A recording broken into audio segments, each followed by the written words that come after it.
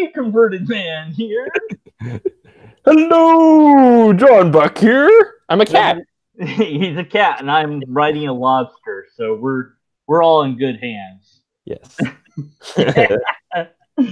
So I'm in good paws. you're in good paws. You're in good claws. I'm in good paws. I don't know. Yeah, something's going on. I don't know. I know an atheist snail. I mean, all these animals and things around it. I don't know. Okay, so John Buck here, writer John Buck, has disappointed me in my faith in humanity and how things work by not being an atheist and a jaded skeptic like I thought for some reason. I don't know why I thought that, to be honest. I think that I don't have any idea why I thought that. I think it's because I was actually talking to you as a normal person instead of being mean to you and things like that. Well, I think maybe it was because we were agreeing on evolution or something like. Yeah, that's true. We were making fun of how theists sometimes not but the creationists or whatever, and I was like, yeah, smack those stupid theists around, yeah, fellow atheists, yeah, those people suck, yeah. What? You're not an atheist? My life is a lie. Everything's a lie. But you're not. I mean, you don't know. Well, what you don't really. I don't know. What do you have as a label, or do you even have a label? Yeah, or do you even want a label? I guess. That's a good question. Well, I've been raised in a religious faith, and from that, I've been more curious and I guess skeptical in certain ways, but also skeptical on both sides. Let's say I kind of found Sam Harris to be a little bit naive with how he treats religion and religious people. So I knew that he had kind of stuff left out of the picture, I think. But I also know from firsthand experience just how much religious people can be naive and completely kind of disregarding of scientific evidences and things like that as well. So that's I'm kind of locked in this kind of weird position where trying to figure out a way to communicate from both sides in a way. And so I don't know, lately I've been more inclined, well, let's see, I kind of partially as a joke put Nietzschean Platonist in my Twitter bio, just because those are two characters that are quite, I guess, antagonistic towards each other, or at least Nietzsche towards Plato. And so, but both I think have pretty valid ideas in where their thinking brought them. So that's kind of where I'm at. I'm stuck in the middle somewhere, and if I was to place a probability on whether there was a God or not, it would probably be somewhere I don't know, maybe 65%, something like that. Yeah, if I was into street epistemology, I would do the whole, what would cause me to lower it? Yeah, change that or whatever. I'm not really into that because I'm just into the logic of an argument or lack of yeah, well, you have to. That's kind of what we were talking on Twitter. Reese is complaining about a different thing that I did. Yes, I know. We'll talk about that some other time. We're talking to John Buck. Can't talk about that now. All right, I'm gonna ignore the chat. It's too many things at once. Hello there. Okay, refocus now. That's how we refocus. We were talking on Twitter. Yeah, we're talking on Twitter about God attributes, if you will. Mm-hmm. And there's this question that I have, which is, what do we, or what do anybody say what makes a thing considered a God? So things, what attributes must a thing have for that thing to now be called God? So it's like, well, this thing has to, be X, Y, and Z. It's like, okay, well, great. Now, how did you come up to that conclusion? Did you work backwards from some holy text, or did you, work forward from some sort of other thing? How did you get to that? So, of course, it's a simple conversation to have on Twitter. But, it's not like there's not enough characters there. But yeah, I mean, so it was a good back and forth. And then, of course, the other guy, that we're going to have Penguin. Yeah, we're going to have a 3-way with him eventually. Just it's hard to set three-way conversation. No, I'm leaving it at that. I'm being ambiguous about it. So people tune in next time to find out what happens. We'll be on cam. We'll all show our faces as we're going at that 3-way there. And tune in. Only for Patreons. I don't know. Whatever.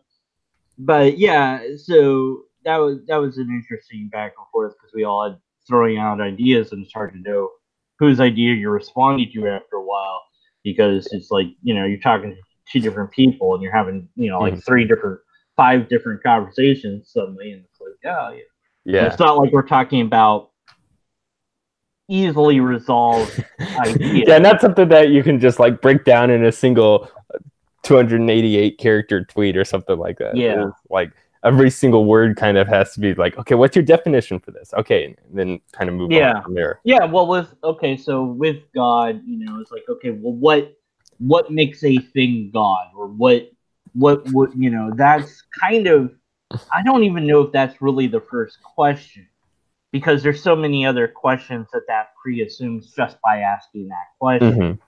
It like that there's something that we would actually call God. Yeah. But assuming that there would be something that we would be okay with saying it's a God, I wrote this blog post about a couple different God ideas that are in fiction, and there's the melancholy of Haru Suruyu, we can't say her name, and then Q, and so you have a God that doesn't know that it's God, and you have a trickster God, and with both cases, us humans would have no way to tell the difference between that and any other God claim, because the nature of those gods is such that the trickster could trick us and give us the universe that we have, and and tell us that it was a good God or bad God, and how would we know to disagree? And the God that doesn't know that it's God makes the universe as a product of its boredom. So in either case, and then forgets that it made the universe. So in either case, we see the same outcome, and you're kind of left with last Thursdayism, in that I'm assuming you are familiar. Is last Thursdayism kind of the philosophical kind of quandary of like, how can you prove that the universe didn't just start last Thursday? Yes, okay. Exactly. Thank you. I was assuming you knew what that was, and you do. So. I hadn't heard of that phrase or that term for it, but that's good. Last Thursday, I've heard it. That is, if you Google that or you look, you'll find articles and things about that. But yeah, there's no way that you couldn't say that a magical being or a miracle being or a being that could do quote anything quote could not have made the universe last Thursday and given us all the memories that we have and all the evidence that we have that it's whatever. There's no way to disprove that, but that's not the point. The point would be, of course, to prove that and not to disprove. And it's kind of like the Russell teapot in that the burden is always on whoever makes the claim. If I make the claim that the universe was made last Thursday, I have to do something to support that claim. I have to give some sort of argument, some sort of evidence, some sort of something to lend credence to that idea. I can't just say, well, you can't say it isn't that way. It's not enough to do that.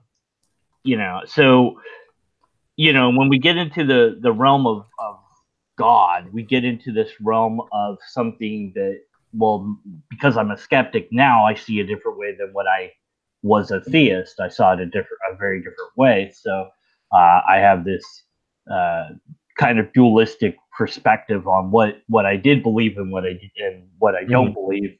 And so somebody that's, I don't know, fence sitting, so to speak, like you, is like, ooh, and it's like, oh, it's my chance to finally deconvert. No, but see, convert another nihilistic skeptic into the cause. Like, you got to be jaded, and just hate everything.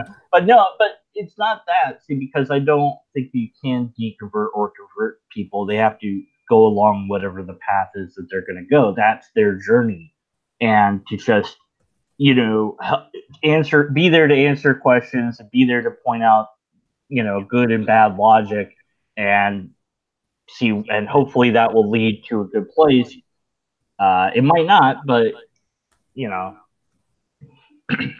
mm-hmm. But so, yeah, go ahead. Sorry. Yeah, I was going to say, so, but what is, I guess we'd start with, well, what would make something be a god? What attributes does it have to have, or do you have that? Yeah, I was thinking about that because I had read your blog about those two fictional characters of gods, and I hadn't actually seen either of those anyway. But the first one reminded me of another movie that's similar to that called, I believe it's called The Nines with Ryan Reynolds, where, I guess spoiler alert, sorry, he is a, let's say, supradimensional being that is essentially the god of this universe, and he memory wiped himself and put himself into a human body to live out his life that he set up everything beforehand and things like that. I think because in the story is because he fell in love with the world and wanted to live amongst us or something like that. Anyway, but both him and Q and the girl in the anime or whatever, none of those seem exactly like what I would consider a god to be. You mentioned that on Twitter, that it's like, well, those aren't like the classical versions of God. I'm like, yeah, so I mean, why, that I don't want to appeal to tradition, it's like, well, who's to say what concept of God is valid or isn't? But it is, but you just said it. You said it appeals to you, so there's a hint there that there is something maybe more emotional rather than rational, perhaps. In that, it's like, I don't like that, I don't know if it's that exactly, but the term God has within it sort of a I guess set of functions within it of what a god would be capable of. And so a god that would be capable of forgetting things doesn't sound like a god that would be omniscient. So if it could be a god, it just wouldn't be the, I guess, supreme deity. If that's all right. So now, what about the god that's a trickster god? So what's your objection there? Descartes' demon, that kind of god? Or Loki, you've also got, you've got a lot of examples of it, I like the atheist god, which is, there is a god, but it actually doesn't want anyone to believe. That's why it hasn't given us any evidence. So the only ones that are saved are the ones that don't believe in God. the people that reject his existence on bad evidence. Yeah. So that would be quite the trickster god there. Yeah. So with a god like Loki, where he's within a body and also can be killed and things like that. All I don't know. Those are all more, but okay. So Q is. But I think the Descartes' demon is a much more interesting one, or the atheist god, where has all the same attributes of the classical supreme deity, something like that, but also is has created a world in which the only people that believe in his existence are ones that are doing it on bad evidence. Yeah. It's interesting. That's kind of the thing, kind of like the how do you know you're not a brain in a vat? There's a lot of these I think there's a different existential question being asked because at least I'm a brain, whereas the other one is more like, well, a god that is a trickster god can tell you that it's good, and how would you possibly hope to know if it was lying? Mm-hmm. That's kind of the linchpin of that is you have to you just have to trust that God's being honest with you, and Yeah. you have no way to know. There's And there's actually a Paulogia. He raised a very similar question to this on Twitter that I was kind of like thinking of and wrestling with for a little bit, and I'm not even still sure that the position I took is something I'd want to stick with, but it's at least interesting. Like the question was like, how do you know that the God is actually omnibenevolent or something? Let me see if I can find it, because he and I had a pretty interesting debate. Paulo, yeah, yeah, I know that guy. I yeah, keep begging him to be on his show, but I'm not cool enough. He just won't. He saves my ego from not telling me I'm not cool enough. oh yeah. I know deep in my heart that I'm not cool enough. Or it might be that my microphone sucks, or maybe that kind of a trouble starter. I don't know. One of those things. Maybe a little bit from column A, a little bit from column B. You like to, let's see. It's not, the stupid search function on Twitter is awful. Oh, I put my name as Writer Buck instead of Writer. John Buck. All right. Anyway, the question that he presented. Oh, it's not even in here. All right. I'll just rephrase it from memory. It was like, how do you know a god is actually good instead of just tricking you or something? Right. Yeah. And I kind of raised the position, well, like you can't actually be tricked into having like wrong things happen to you, because I mean they're subjectively experienced as a wrong thing, even though it's not actually a wrong thing or something like that. So the example I used was like, let's take pain. Let's say that pain is a universal negative or something like that, just because pain is used as a universal negative. I'm just using it as an example. That's why I'm like not exactly tied to this argument, but this is just how I don't know. I'm still, just using it for this conversation, at least, and trying to get a better understanding. Let's say you're strapped into your arm strapped into place, and you're put, like there's a guy in a lab coat telling you, okay, we're going to use this laser on your arm, and it's going to really, really, really hurt. So just I want you to rank order how much pain you're in when we put in the laser. And then he turns on a little red light just above your arm that shines onto your arm, but it's just a laser dot. It doesn't actually affect you at all in any way. But because of that negative priming prior to that, you're subjectively experiencing it as a kind of like a nocebo effect. You're actually experiencing pain subjectively, even though he's deceiving you, because it's not actually a laser, but you're still actually being pained from it. So that's kind of like my, I guess, response to like the deceptive, I guess, Descartes' demon, because like even subjectively experienced negativity is actually negativity, whether or not it occurred through deceptive means or through honest means. Well, I think what you're saying, if I get this right here, so what you're saying is no. Kathy Newman, no, go away. Kathy, no. I'll be possessed. Is that reality is still real, whether God is a trickster or not, which is, I would agree. But that didn't really answer how you would know it's a trickster. Like, I guess what you're saying is like, well, you could be tricked. You could, your brain. We know that they've done that laser thing. And of course, it's more effective if you have actors that prime the person to that they're saying and they're doing all that.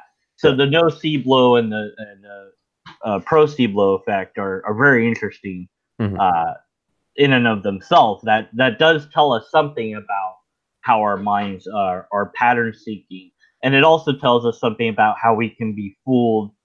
And of course, then brings the question up as like, well, how do we know that God's not fooling us? There would really be a way to know that, quote unquote. Now, is something that's bad is still bad, even if God's a trickster? Sure, but God's still a trickster, so it doesn't get you out of that. I don't think. But then again, to be fair to you, it's not like you laid this out as I mean, I've kind of to the position that like I'm skeptical that any actual position can be known with full absolute certainty. Because let's see, so everything known with absolute certainty rests upon axioms that cannot be proven themselves. They're kind of just taken inductively, just because, we've seen how time seems to move forward for the past 22 years that I've been alive, and then all the history from before that as well. So we can make an inductive case. Okay, time flows forward, and that's kind of our starting premise, and then from there we can use other things that go off of it. But I can't prove that time flows forward. In fact, so we're getting away from the can we tell if God's a trickster, because we don't know the answer to that. Now we're going to, well, what about reality? Let's just start with that. I'm saying it's a good place to start, because when you consider, we're all just brains in a vat. Yeah, we already said that. When you consider the question of how do we know anything or whatever, how do we know anything's real, you do hit, I can never pronounce the damn word, hard solipsism? Solipsism, yeah. Solipsism, thank you. I can't pronounce any words right. And there's no solution to that. None.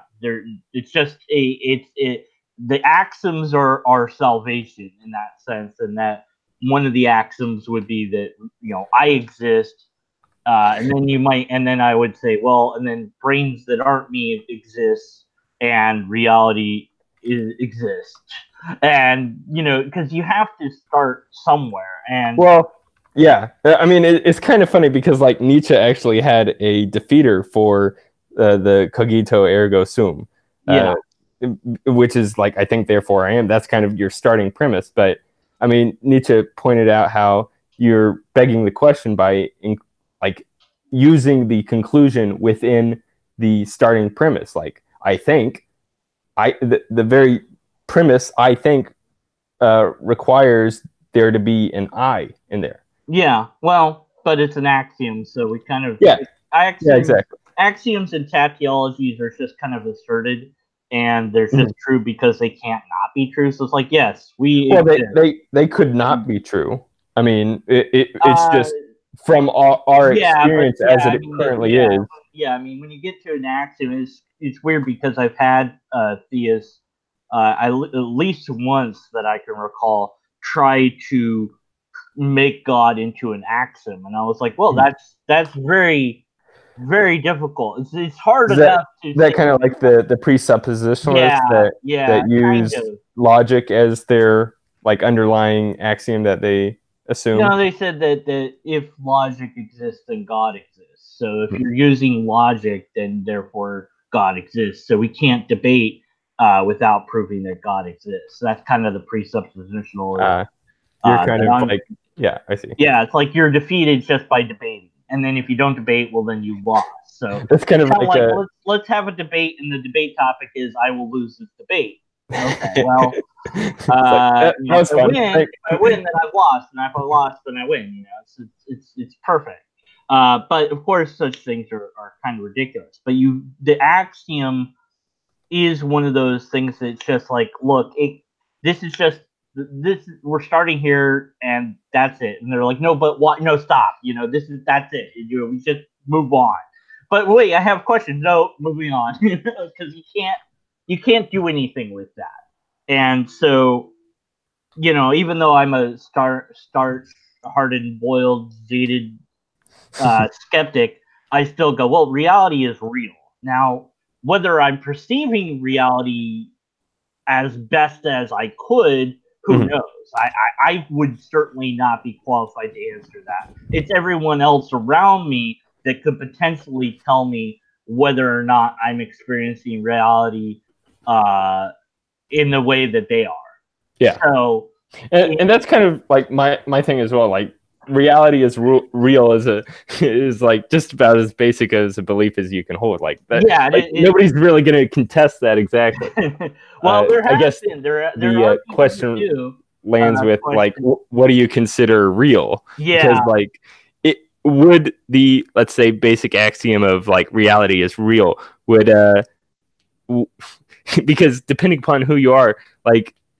If you were not a solipsist, but if you were a simulationist, believing that like the world we exist within is merely a simulation on like some future humanity's like hard drive, something like that, they could have the belief that, yeah, I mean, the world we exist within is real insofar as it's existing on a hard drive somewhere. Yeah. I mean, wherever you put it, whether it's a hard drive or metaphysical, spiritual realm or whatever, the thing doesn't really change. It's as far as we can tell, what you and I are experiencing in this moment, and now the moment's passed, and so now it's a new moment, seems to be a thing. Something occurred. Yes. Something happened, and it's not just I'm making all this up because I don't. There'd be if I was making things up, it'd be all favoring me. It wouldn't be all this, and there's things I can't. It's like, well, could my brain really make up this, thing that I don't even really comprehend? Probably not. The odds are, the thing. It's just too, when you get into challenging reality, I go, look, because what happens is you actually start to have to believe things in order to not believe in reality.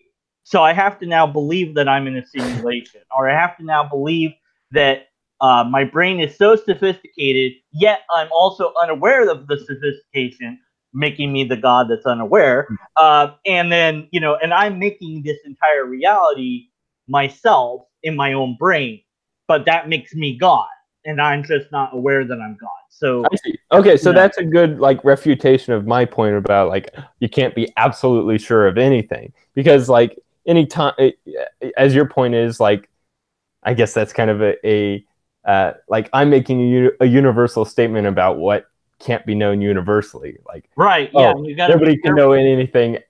No one can know any absolute truth. Right, and that's me making an absolute truth. Right. Well, there's a paradox inherent in that. I was going to say. Yeah. There's always a way around that, which of course you could say everything except for this statement is true, or everything except for this statement is false, or everything except for this statement is whatever, and you can it sounds like Russell's set theory or something. Yeah, you've granted a different logical fallacy to the statement, of course, is special pleading. The statement is being given a special pass, and that's akin to what I've heard with certain apologetics is, they say, well, everything that began to exist has a cause. Why do you word it that way? Because I'm already thinking about the thing that didn't begin to exist not needing a cause. So I'm already giving a special exemption there, implicit in the thing, because I'm going to be talking about a thing that has no beginning, thus needs no cause. And it's like, okay, great, but you can't preload it that way. It doesn't. It's bad. It's not bad logic until the syllogism's completed, but it is bad. You're kind of a bad actor for doing. Well, it's kind of using that inductive premise, right? Well, I guess like you could, because like in the world of our experience, things that begin to exist, such as like babies and flowers and things like that, those have prior causes to themselves. That's kind of like Yeah, what but we're talking about, that's having a flow of time. Yeah, the other problem, of course, is what you mean by it begins to exist. Because if you're really saying that, nothing you've ever observed has ever actually begun to exist, because everything already, aside from our own self, because you existed, just you didn't exist in the form you're in. Well, yeah, I mean that's the Yeah. only form So that we can start that's with. kind of the rub of it, is every single molecule of you existed before you existed. Well, no, because like our starting axiom was like cogito ergo sum. I'm a thing that exists, but you're a thing knowing now. that, right? Yeah. But some of your atoms might come into a being, quite recently. Who knows? Yeah, but that wouldn't be me. Yeah, but they become you over time. Like, you don't even. They wouldn't be the same person that was saying cogito ergo sum on what is today? Yeah, and then of course March the question 13th, is, 2019. and we get into other questions of who I am. That's kind of the other step of that. So after we've decided that reality is real, okay, great. Then we ask this question that we can't answer, which is what the damn ship is. I can never remember this guy. I want to say Archimedes, but no, I know what you're talking about. The Theseus ship. The ship of Theseus. So, I actually wrote a script based on that premise. I love this thing because it's I'm gonna make sure I Google it and put it in the description, because but I don't want to do that now, because I'm gonna lay it out even though you know it and people know it, but whatever. Yeah. Okay, so we're on the SS. We'll call it the SS Reality. Why not? And it's this lovely wooden sailing ship, and somehow for whatever reason we lose a board, but we have replacement boards. So we put a new board on, and we lose the sail, but we have replacement sail. So, and then we lose this part, and so by the time we get to where we were going, every single piece of the ship has been replaced, because somehow we were carrying enough replacement for an entire ship, because that's just what we're doing. I don't know why. But anyway, so now everything that was the ship has been replaced. Is it still the SS Reality? And you go, well, no, because the parts are gone. And you go, okay, so let's take now we go back, we get all the parts, build it, and go there's the SS Reality. And you go, oh crap, now what? Yeah, that's kind of the thing, because like 95% of the atoms in your body get changed out over like 5 years. Yeah, over the course of your life, every piece of you has expired to some extent and been replaced by a new piece of you. So you're like, you are the SS Reality, and now what? And you're like, oh well, fuck. Yeah. But the answer is, well, the labeling, of course, the law of identity. The SS Reality is whatever the SS Reality was, and then there's a different answer, which is that the new one is still labeled that because it's virtually identical, but we're missing a component when we're talking about objects. Which humans have, which is this consciousness, whatever the bleep that is. And with that, you have things where you have to do, I think you get into brain studies and stuff like this, which I looked into when I was a theist, because I was very much interested in trying to sort out this very problem. And I read up on things like where they have patients that had their brain, the corpus callosum split, and then what hemisphere? Yeah. So there's this one where the guy, the right hemisphere is a theist, and the left hemisphere is an atheist. So, and they talk using the different hands. So the right side of the brain uses the left hand, and vice versa, or one of them can talk out loud, but the other one has to write, or something like this. And you have two distinct personalities. And I'm like, yeah, but what happened to the guy that he used to be? Like, he's dead. The him that was before they separated his brain doesn't exist anymore. So basically he's dead. And then I thought, well, what about amnesia? Because if somebody had total amnesia, and I read up on that, and there was a guy, an elderly guy, whose entire life, because he got in an accident, had been wiped out, and all of a sudden he's now married and all this, and he doesn't know anybody. And so he's just trying to adjust to this life that he's being told was his, but he's no longer that person anymore. And who is he now? And it's like, well, we call him the same label as before, but he doesn't, from his perspective, this is all new. So, yeah. Have you seen the movie Memento? Yeah. That's so good. Another exploration of short-term memory, but there you have the God that's lying to himself because he's decided that if only he can get revenge, that will satisfy him, but it never does really satisfy him because he knows he's going to forget that he got revenge. And in fact, doing that's never going to be enough either. So he has to trick himself over and over again. So he's himself. But of course he does, which means at some core of him, he's a.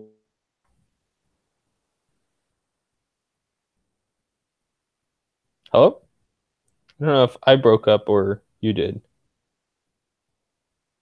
It's probably me. I don't know. Maybe I can. You did. Oh, sounds like it's you because I can hear myself in the live stream. Dan, get back here. Dan. Okay, I guess now I have to entertain your audience for you because you're AWOL. Let's read some chats. Oh no, maybe I won't. Dan, I can't even close the stream. Okay, well, I guess just to give some context for the listeners, let's read out the tweet that kind of got this started. Because oh man, where is it? So I had put up a poll that said, okay, here we go.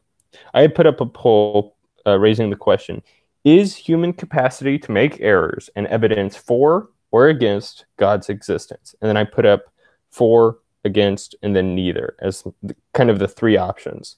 So for or against, neither. The results after I think just a day. This is actually one of the polls that got a lot of votes. Am I even still alive? Because this is awkward me having to run. I guess I could. Actually, I don't. Oh no, he's not even in the call anymore. Can I screen share? Oh, I can't. I can't screen share. Sorry, guys. Anyway, so the poll. That was the poll, and the results were 27% for, saying it is an evidence for God's existence. 5% saying no, this is an evidence against God's existence. And then the majority, 68%, saying no, this is human capacity to make errors, neither an evidence for or against God existing. I guess I'll just kind of read the rest of this out for you guys because the nudes. Cat nudes. Cats are nude all the time. So maybe I guess sending any cat pictures is technically you sending a nude. So, all right. Buddy of mine, Raymond, he said, there are good arguments for and against, but I have to go with neither. If God created only good, then humans would never learn and adapt. There is no Garden of Eden. Evil is the counterbalance to good. Humans are both at times, both good and evil, I guess. That tells us more about morality than God. And then Dan responded, I disagree. A God that could do anything would also mean a God that could make us able to learn or just know all things, even if those things do not exist, or it doesn't have the power of anything. I think he means it doesn't have the power of being all-powerful. And then I responded to that, knowing all things seems like a power only to be had by the omniscient. I doubt that material creatures could physically allow for that, being able to know all things. Then Dan responds, if God is omniscient, then it could make physical... I think he means omnipotent, so being able to do all things. If God is omnipotent, then he could make physical creatures able to do anything because it is omnipotent. Either it can do all things or it can't. Pick one. And then, so he's making the case that they could... I wonder if he needs like a link back to it or not. Omniseculant, yes. God is omniseculant. All right. Oh, gross. Yes, my cat is pissed. That's why I love the picture so much. It's like an angry cat. It's such a like photogenic cat also. All right. I will continue with the tweet thread. Poor Dan, I'm like having to run his channel for him, and I don't even like have the power to turn it off or anything like that. All right, well, I guess you idiots are here anyway, so I'll keep going. Where was I? Okay, yes. So his argument was that if God is omnipotent, then it could make physical creatures able to do anything because because he is or it is omnipotent. Either it can do all things or it can't. Pick one. And it responded with could does not equal does. So like basically making the point that an omnipotent God could do a certain thing, but that doesn't mean that because that certain thing hasn't occurred in reality, that it means that the omnipotent God is unable to do that thing. So let's say I have the power to lift this book off of my bed that's right next to me, and I'm not doing that right now. So, I mean, I do have that power, but I'm not doing it just because I'm not. So, anyway. And then he responds with, irrelevant to the point, pick one. It can do all things or it can only do some things. Can't have cake and the cake be a lie. And then I responded with, because I think I was thinking he was making a different case, that there was some sort of like logical fallacy occurring. God can lie, but doesn't, but does.